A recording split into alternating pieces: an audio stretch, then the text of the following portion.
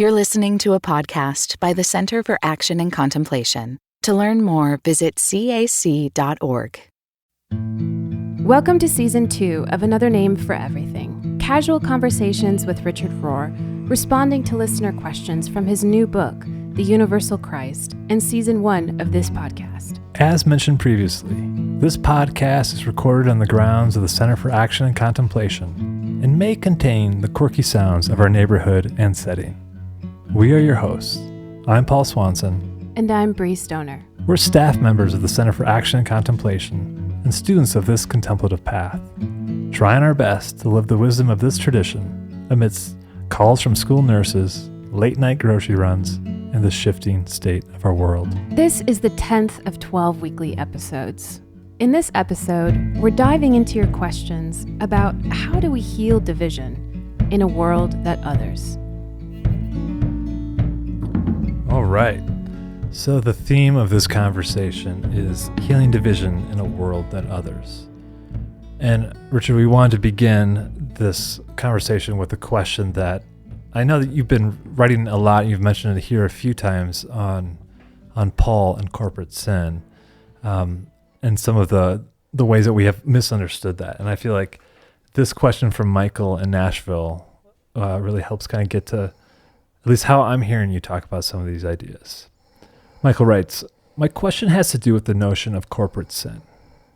In discussing corporate sin, I feel some internal pushback. I can understand that an individual can be racist, but how can a population or a group be racist? Do we not diminish the importance of individual choice by classifying this type of sin as corporate?" No. His response is probably a very understandable one, that you would think you're letting the individual off the hook. And that's not true. You know the way I teach it in the school, which I don't think is in the book. There are three sources of evil: the world, the flesh, and the devil, in that order. At first, there's a whole matrix of agreement on violence or wealth or racism. Then I individually act out. And I'm just saying that's the flesh. The devil we won't even get to right now. But up to now, he's expressing how most people think. Sin is totally localized at the second level, flesh.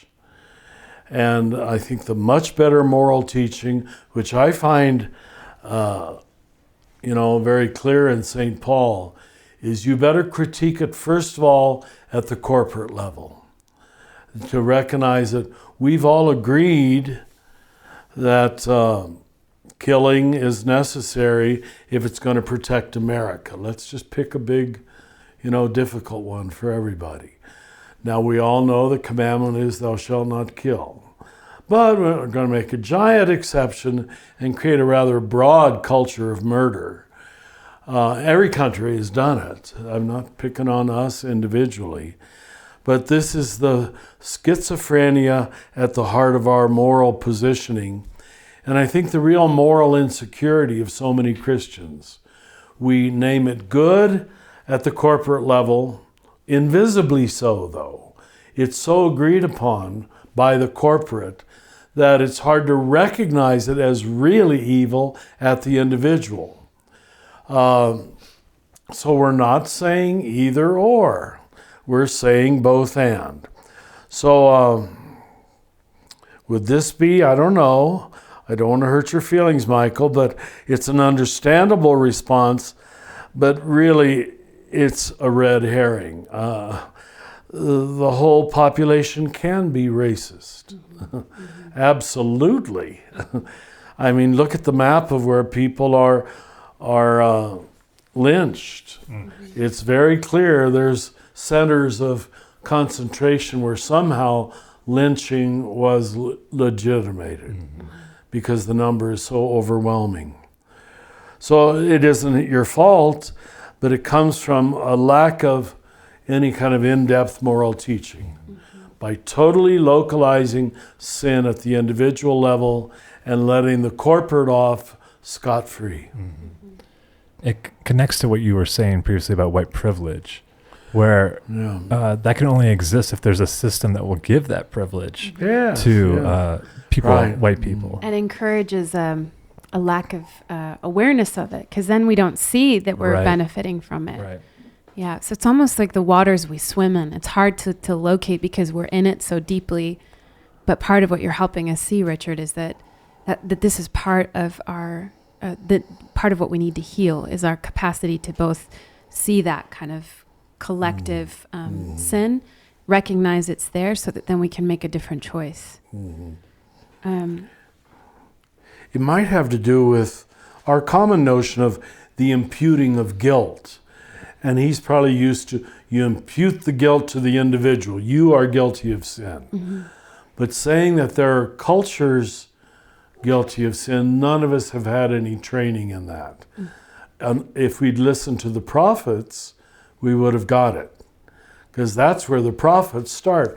Israel is sinful. Now, I don't know if this man is a biblical man, but just read the prophets. They start with corporate sin. And that's where we learn this world, the flesh, and the devil. But I admit that in recent centuries, neither Catholic nor Protestant has been raised that way. Jenny from Australia asks an interesting question related to corporate sin. You've already explained to us a lot about the relationship of the individual complicity in corporate sin, but she says, I struggle with how to not get upset by both personal and societal injustice. So she's talking more about the response here. So she says, what do I do or think when I feel I have been unfairly judged or treated? What am I forgiving? And how do I help reduce the injustices I get upset by? So almost like the response side of it. When you do notice it, something, and I think it sounds like she's saying, in her case, when she's being treated unfairly, what's the loving response to that without indulging it? That shows maturity too, because I think it is a thin line. How do you name it without making it part of your now superiority from above, because I can name it? How do you name it without identification with it? And think, I am now the moral person because I can see it. What am I forgiving? That's so good. How do I help reduce the injustices I get upset by?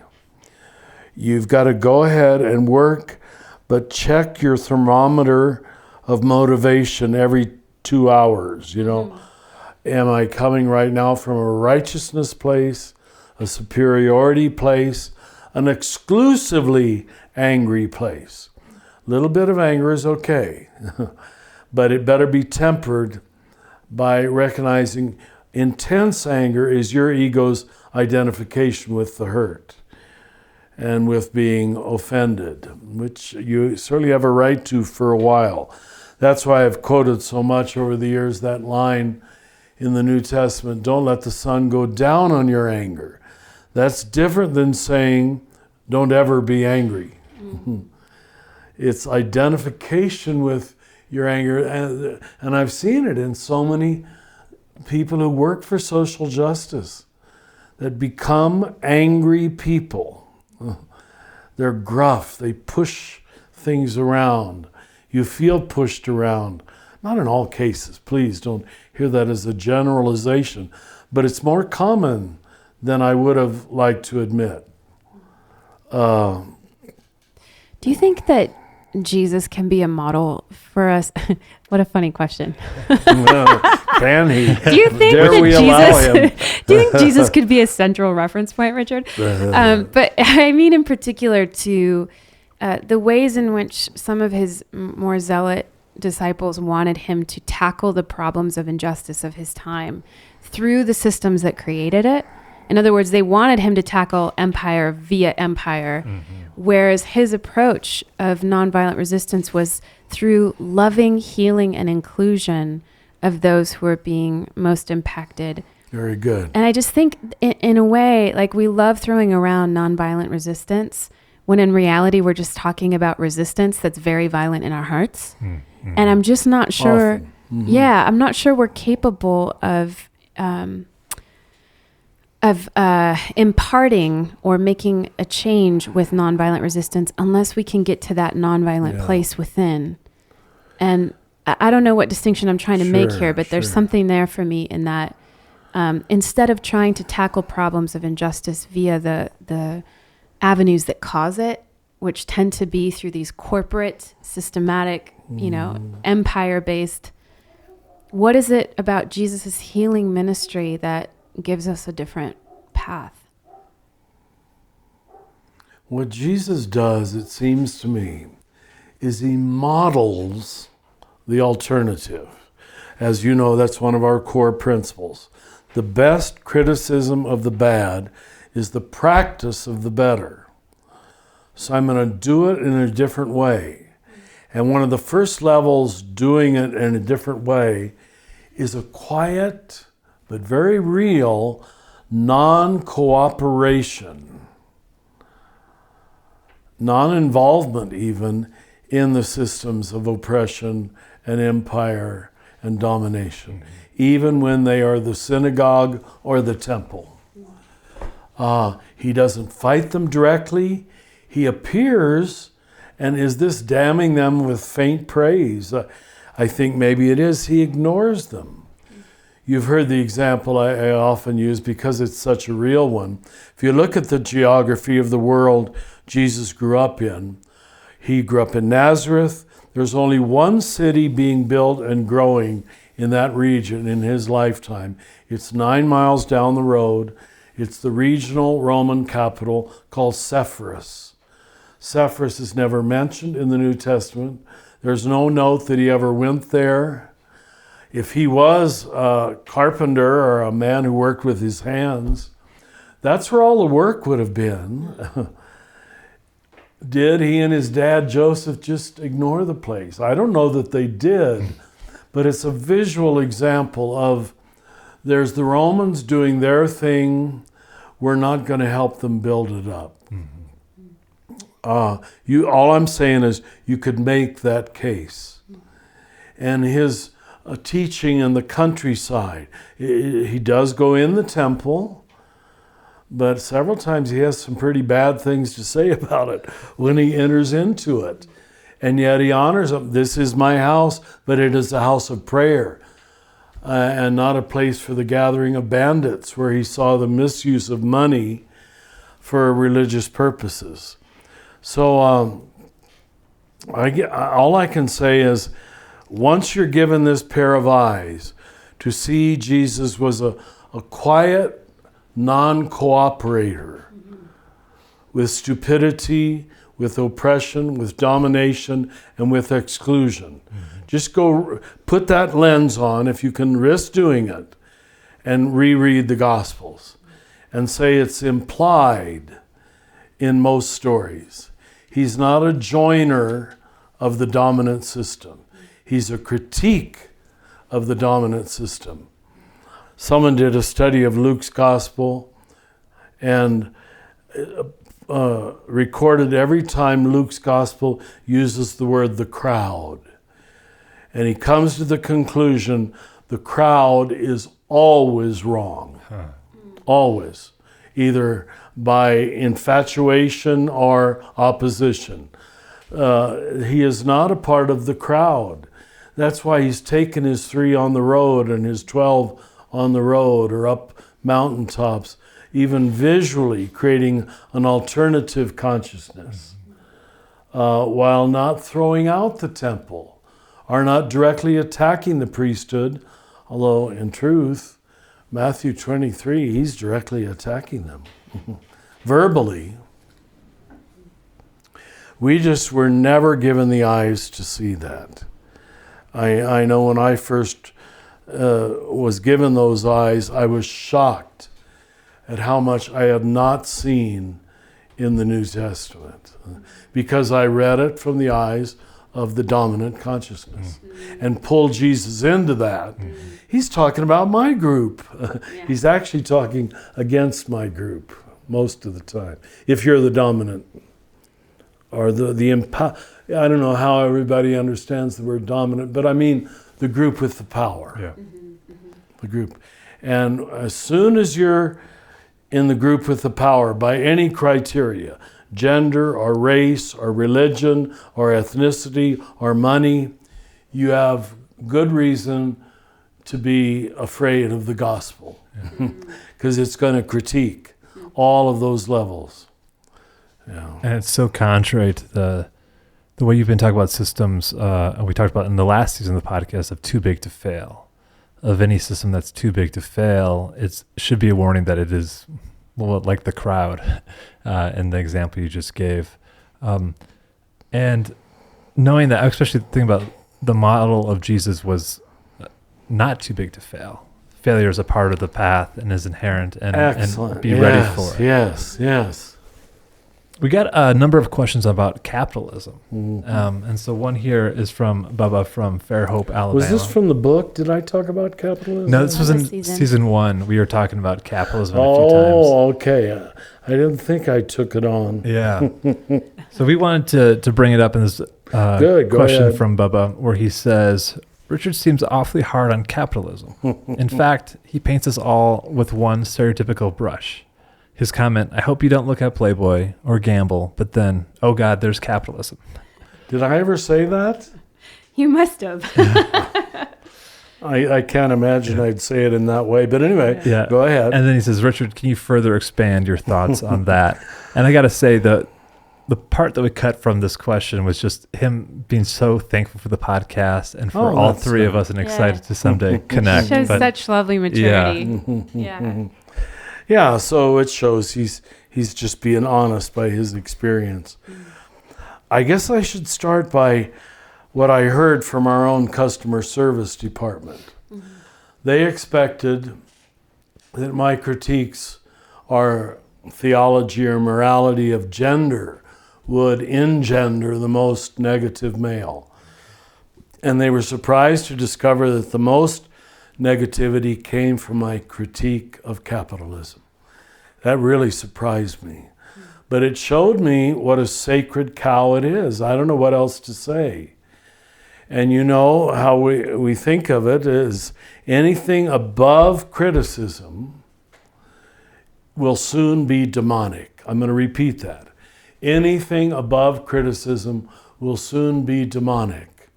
I usually speak of rigid capitalism and helpful capitalism. Capitalism that is really empowering people, and we can't deny that it has for much of the world. I'm sorry in the segment he heard that he didn't hear that.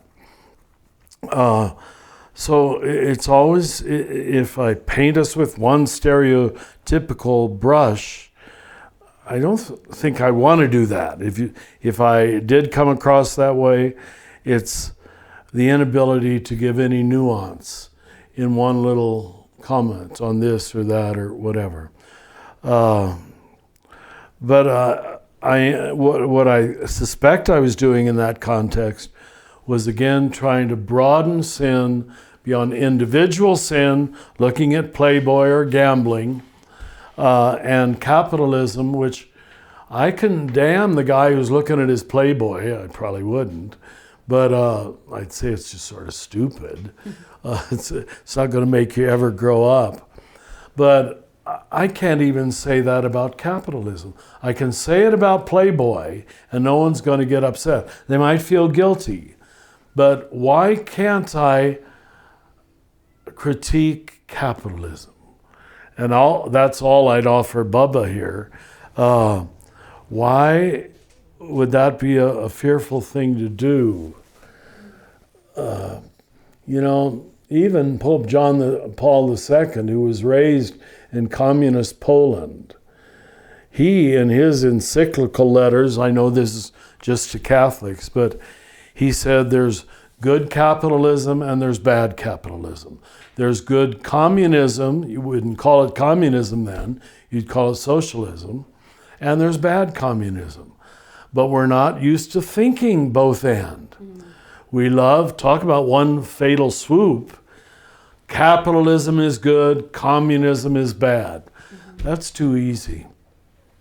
I mean, you know that story of when I joined the Franciscans, and one of the first classes in front of our novice master, he said, "Now, boys, I want you to know you've just joined a communist organization, right? Well, we own all things in common. That when you take the vow of poverty next year, you will give up the right to personally own anything. You may use things, and in the early years, we'd have to write inside of our books, or ad usum simplicem, that's Latin, for the simple use of. And you have a magic marker in your ad usum simplicem. Friar Alexander, my name was Alexander then, and I felt such pride. This is for the simple use of. Now we don't do that anymore, but I can see what they were trying to teach us.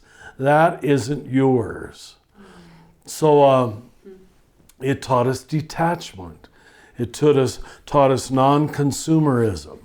When capitalism has no idealization of the virtue of simplicity, simple lifestyle, what the poor have to teach us, that the meaning of life is the increasing of consumption and production, that's demonic. That is not the meaning of life, period.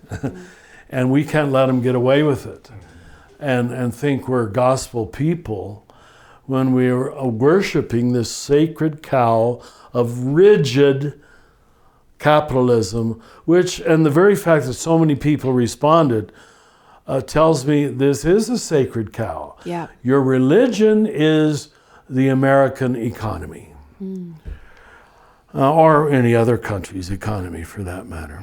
So it doesn't sound like he's being an unkind person himself, but you better watch it, Bubba. We love you, Bubba. The fact that we can't critique it reveals that it's on a bad course. Yeah, that sets up this next question so well, because I do think we've conflated, Christianity has been conflated into sort of co-opting or adopting a lot of these corporate sins that we don't like to look at. And as you just mentioned, ownership and consumerism, Andrew from Vancouver brings up the impact of that behavior. He says the concept of a Christ-soaked world feels pressing and important when considering human-caused environmental issues like climate change and the breakdown of many formally functioning ecosystems around the world. How does the concept of a Christ-soaked world inform the relationship we ought to have with nature and how we use the natural world? I think he's saying, as opposed to subdue it, which has been our kind of Christian relationship to nature. Yeah. For me, and of course it's, I think theologically, probably too much, but until you redefine the substructure, the fundamentum, the base, and say, what does reality grow out of? You can't reform it because the base keeps showing itself. Now, if the base is, this is just matter, this is just secular, to use our word, this is just an object of consumption, that makes you live in a very different world. So what theology does, at least for me, and I hope to some degree for you or anybody who reads this book, is they're able to say, no, the fundamentum is sacred. It's not that we come along and add a little sacred by putting a cross on it, which has been our model up to now, or pouring holy water over it. That's Formica top Christianity. That's I like that. awesome. That's largely what we've had, where it isn't inherently sacred. In fact, it's inherently useless, except insofar as it makes money, or is good for me right now. That's the unsacred universe most human beings live in today. So only religion is prepared to say what the utter final metaphysics is. Metaphysics means that which is beyond the physics or beyond the physical. And we're saying that beyond the physical is the sacred. So you better not pour pollutants in this and think that you're being good. You're being unholy. But that we haven't seen that as sin. Again, we could pour it in one spot and just leave it there until 10 years later some poor people want to build there. And here it is, back at us. And this isn't just our country, this is the whole earth. That the earth has been ravaged, polluted in many ways that will never recover in known history. One of my heroes is Wendell Berry. Oh, wonderful. Whenever people ask him or say, like, I love the environment, his response is, no, you don't. Like, and because it's too big to say the environment is too, there's nothing there. So, like, what's the place you love? What's the plot of ground that you love, or the flower, or the animal that connects you, right? That particular gateway into the environment, to use his example. And I love that kind of pushback of, it's very easy to fall into just broad categories without actually loving the thisness that you talk about. The thisness, I was going to say, that's Duns Scotus. Yeah, how can any of us love the environment? That's an illusion. But you love your little piece of earth. Let's be serious about that. And then we realize we're not even serious about that. Right. Or a concern with a particular creature, you know, like you always talk about your nature shows and people who, for whatever reason, are given to protect one species of an animal. It's like, it's interesting because what you're bringing up, Paul, is that we all need a personal touch point in order to connect to the universal. And so even with this concern of the environment, where is the personal touch point that we can connect with and live out an alternative, as you've been saying, Richard, of what is the Jesus alternative to that sees Christ in it and can respond with that kind of respect. This is a funny example, but I'm going to go back to my chickens. Well, we have 2 chickens, and one of them does not produce eggs. And there's a thought in my mind of like, well, it's a useless chicken, you know? But like, can I just appreciate it in its chickenness without and that particularity? Any money for you, or any breakfast for you. But just enjoy it and know that it's got a companion. Like, is that enough? Can that be enough? Interesting. That's a perfect example. Yeah. I'm going to be thinking about that. Along with the individualistic mind that has destroyed our understanding of the gospel is the utilitarian mind. Yes. Utilitarian. You could almost do a whole book on contemplation as the alternative of utilitarianism. Someone could do a whole book on that, Richard. Someone could. Someone could write a whole nother book on. Our next question here is we kind of shift from some of the systematic thinking on this to how we also can just other individuals. And Tom from Michigan sets us up with this, where he writes, if there is somebody who I don't see eye to eye with, to be honest, I don't like the person. Is it reasonable to try to put myself in that other person's shoes and consider that perhaps I am picking up on the other person's protective walls because of some sort of suffering they might be enduring? And also that the other person may be representative of a part of me that I don't like. And God has invited me to look at myself and the plank in my eye before seeing the speck in the other person. You have any thoughts on that, Richard? He's already answered it. You're there, Tom. Yeah, that's beautiful. But even the way you say, is it possible that? Do you see he's left this opening for grace? He's left this opening for the other to not be other. The first sentence is, maybe this distinction helps. Loving is not liking. And I don't think that's been clearer to most of us. You quite naturally will not like a lot of things. The chemistry is off, the interests, the temperament is off. That doesn't mean you wish that person ill, but you wouldn't join them for a beer tonight, you know. But even if you had to, you'd make the best of it. And we've all done that 1,000 times. Like when I go out with you, Paul, I just just grit my teeth and okay. Like God, give me the grace so to endure. Boring. That was perfect. We all have, yeah. And to demand that of ourselves, that I should like everybody. Yeah. No, it just doesn't work that way. Human nature is too complex, too multi-layered, and there is a meaning to friendship. If we're all given the gift of friendship now and then there are other people who are acquaintances, co-workers, but they're not necessarily friends.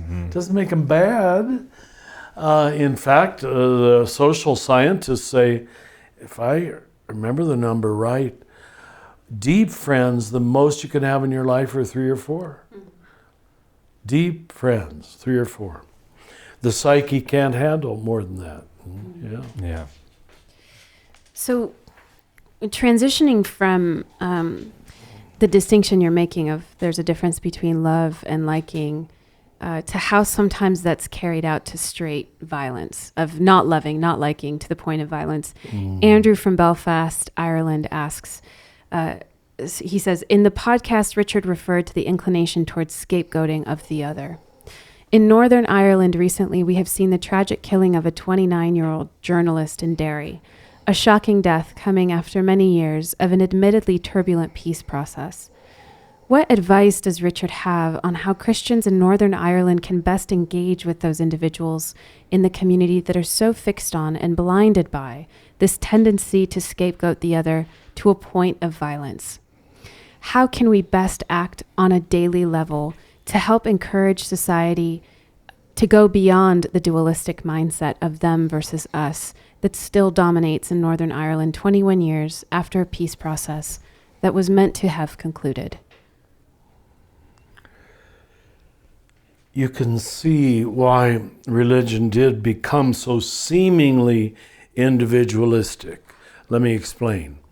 That after a while, the only way any of us will stop scapegoating is by resolving our own inner anxiety, hatred, negativity.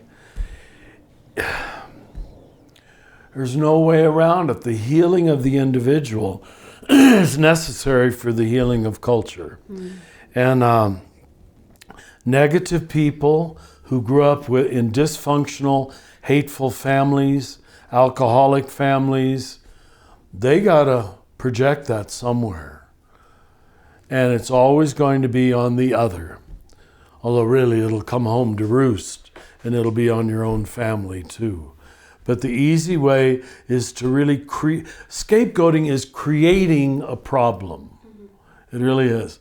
I will decide that, Catholics or Protestants in this case, are the problem. And I will fit my worldview around that, which will allow me to mistreat them with impunity. I won't have to feel any guilt. The sad thing is, it doesn't work, because this guy is gonna, without knowing it, he's gonna have a lower self-image. He might have a righteous self-image the next day after he's killed the other, or tortured the other, or misused the other. But he cannot think well of himself because he has operated contrary to his fundamental identity, which is love. Now that love has to be allowed to bubble up. When I was in Avila in Spain, where you grew up, they have in this shrine, a beautiful shrine to John of the Cross. You're familiar with Catholics having holy water fonts where we dip in and bless ourselves. But this one's right central in the room is one little bubble just keeps coming up from the bottom of the holy water font and bubbling through the top of the water. And then they had a wonderful quote from him there. That's what you have to get in touch with. Now call that inner healing, call that peace, call that freedom, call that forgiveness. But this is where I don't want to make light of the individual healing ministry of the church. Angry people are going to be scapegoating people, for certain.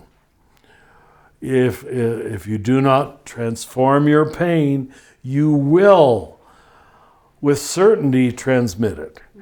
And maybe it doesn't even need to be on the other. In some cases, it's your own children. Mm-hmm. You keep them in submission. You dominate over them. You curse them. And this is not uncommon. It's shocking to me how big of an impact the transition from seeing myself as an individual who therefore can scapegoat, right? Because only individuals can scapegoat, as you've said.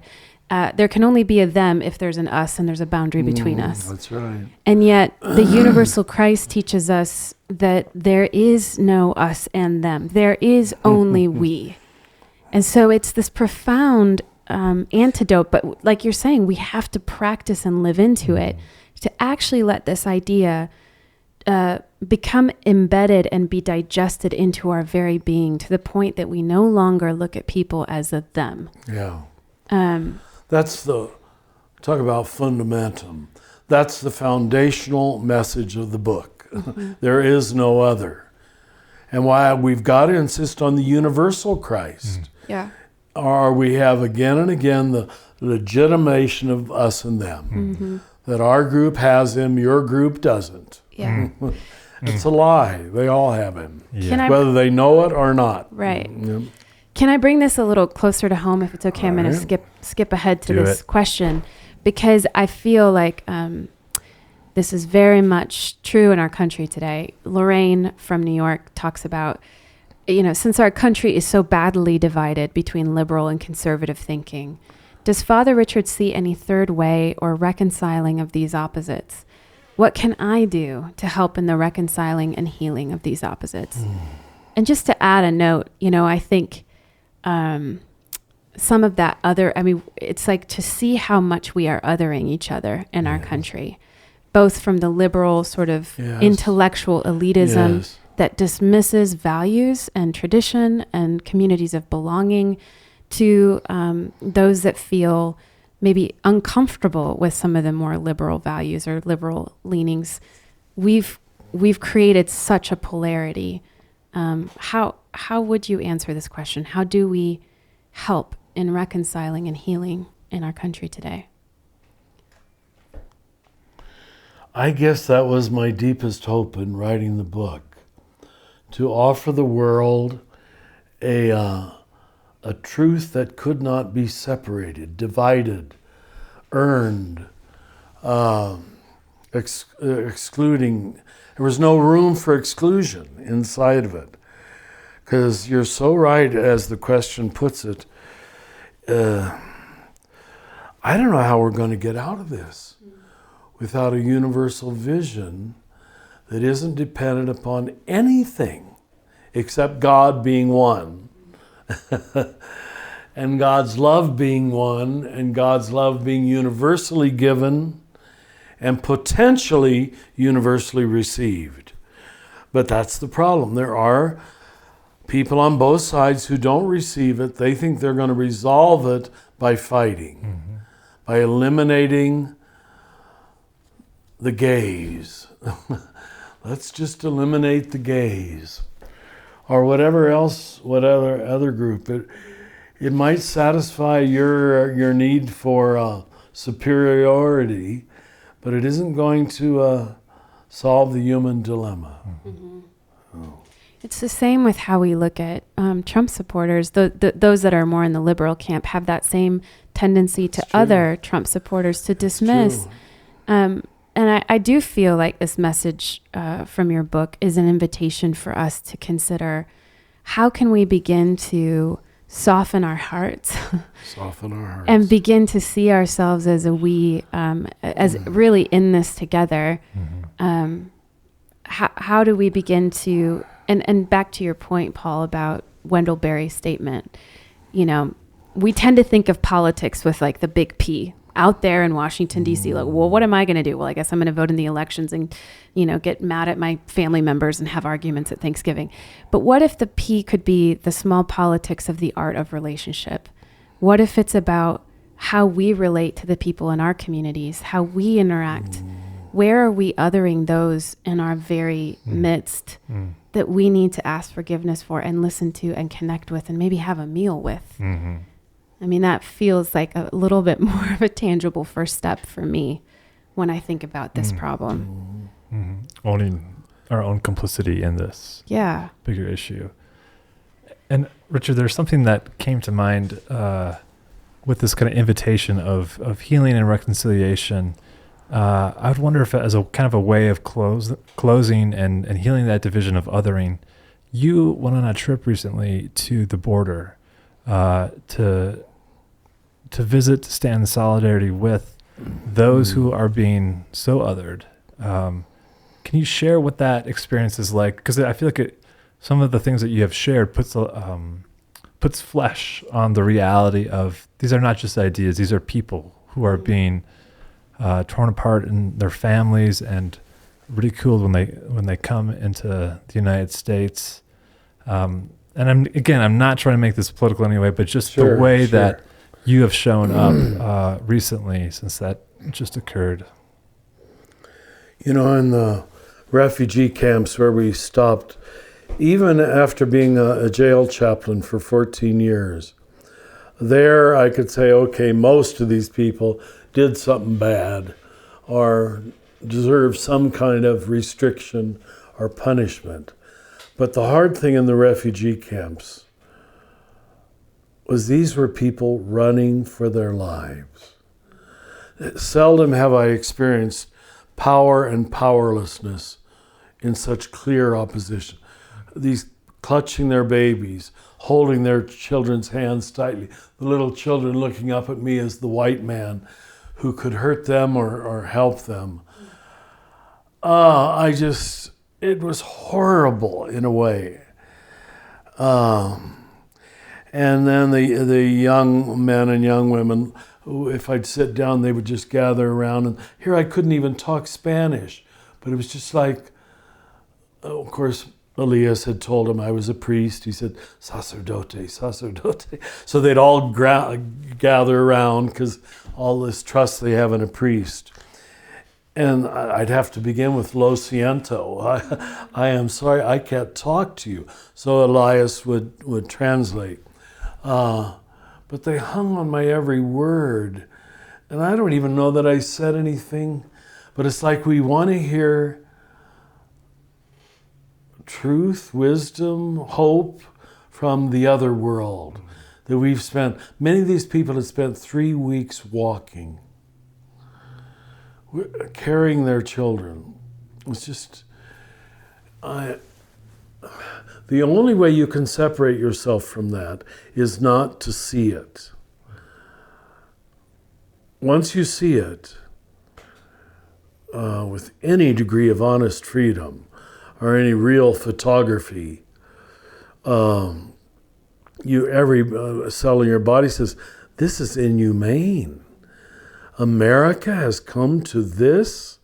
We were heroic when we were killing people over in Flanders fields, but now making life difficult for mothers with children and then believing the lies our government is telling us, that they're rapists and they're terrorists and then we increase the problem on the other end by taking away all the money that we had been giving to Honduras, El Salvador, and Guatemala. It's like, let me just say, it's pretty clear. We do not want to solve the problem. We want to punish. So, but do you see how that was our same view in our theology of hell? We don't want to heal people. We want to punish people.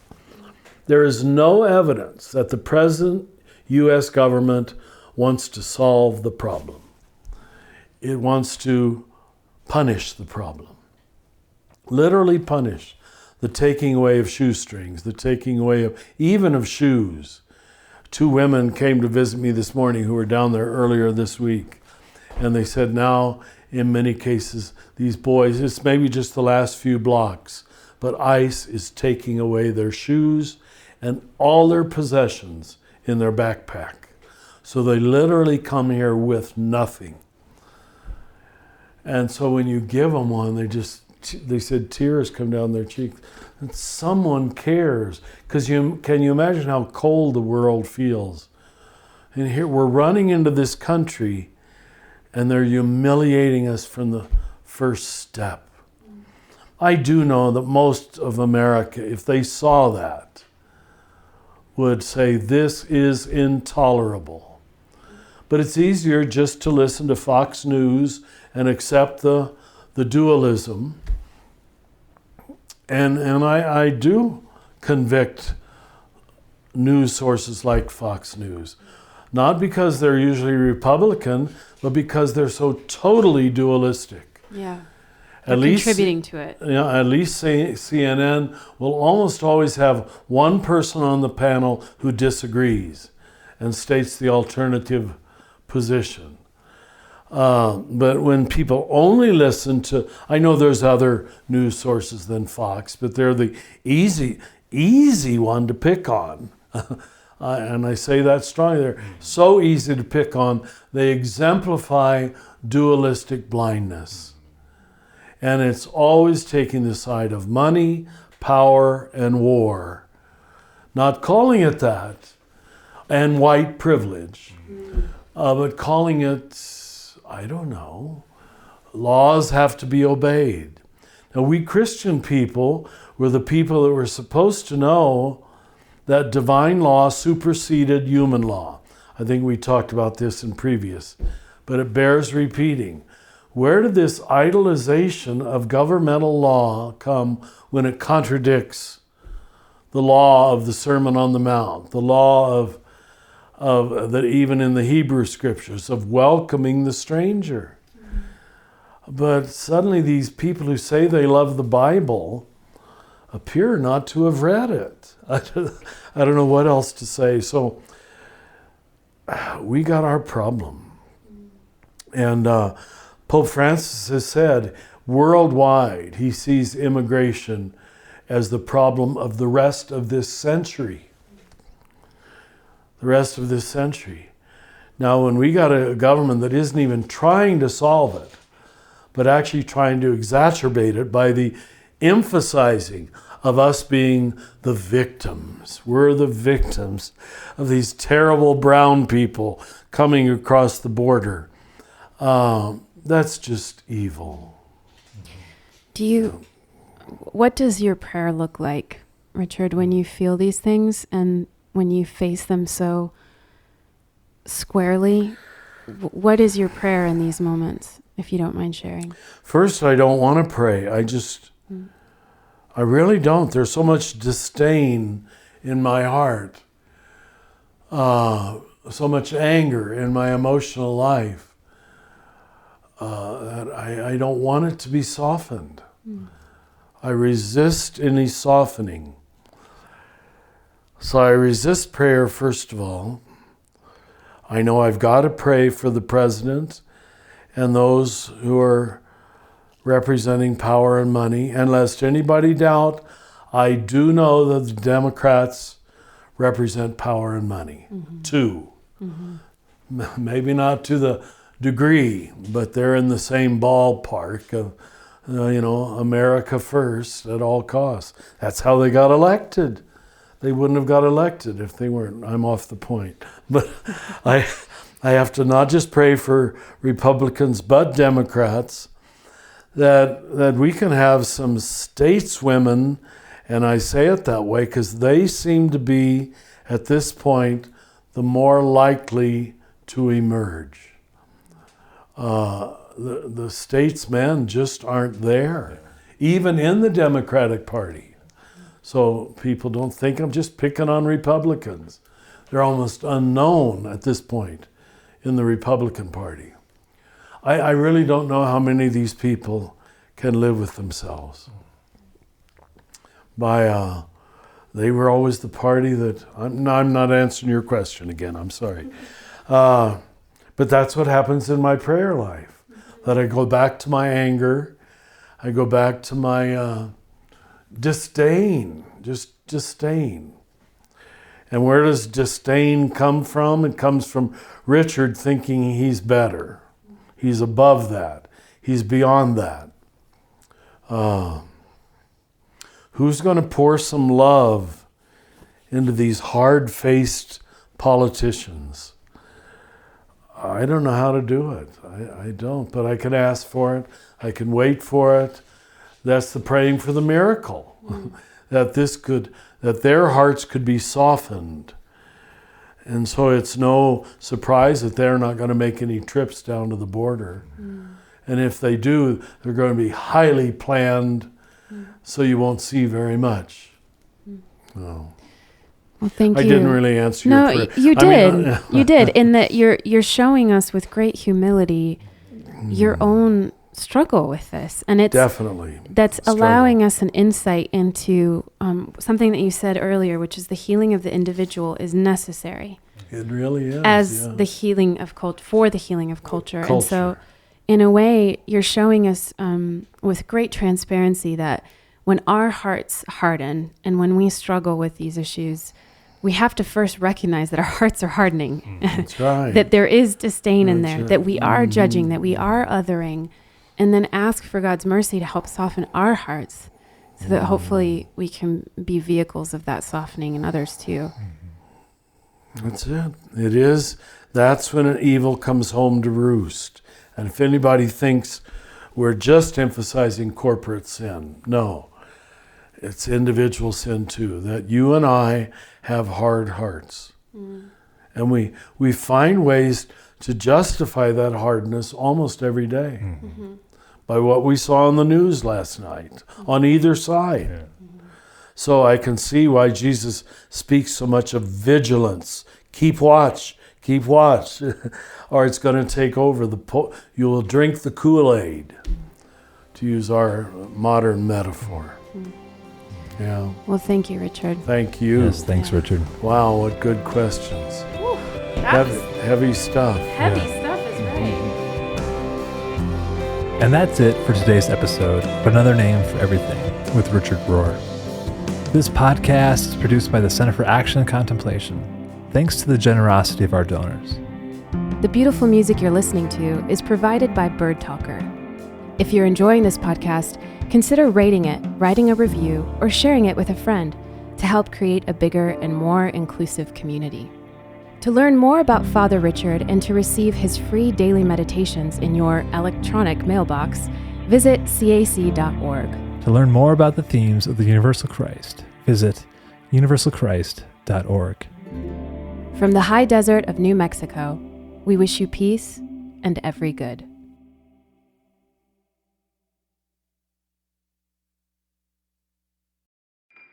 Do you feel called to walk a more contemplative path?